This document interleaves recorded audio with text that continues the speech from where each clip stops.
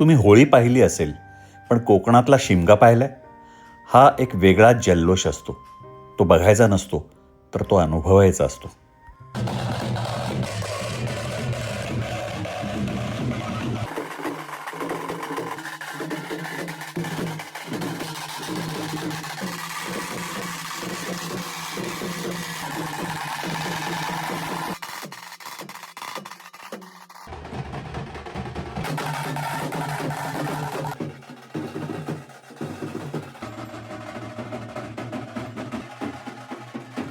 कोकणी लोकांच्या दृष्टीने काय आहे हा सण नेमका? बघा, प्रत्येक कोकणी माणूस हा शिमगा शिमगा आणि गणपती हे त्यांचे दोन उत्सव महत्वाचे.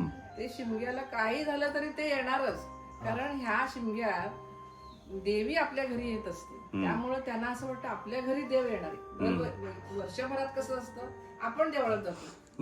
होळीच्या नंतर जी पालखी निघते इथे, ते सगळे देव देवी सगळे आपल्या घरी येतात. म्हणून आपण देवी आपल्या घर बंद नाही पाहिजे. वर्षातनं एक अशी वेळ आहे, 364 दिवस काही झालं तरी आपण ते जातो. कोकणी माणूस हा येणारच शिमग्याला. म्हणजे येणार.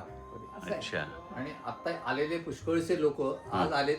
पालखी गेली, संध्याकाळी मुंबईला जाणार. अच्छा. रात्रीच्या गाडीने जाणार. फक्त त्या देवाच्या स्वागताला म्हणून हा, कोकणात. स्वागताला येणार. एक 2-4 तासासाठी ते आलेले. किती छान.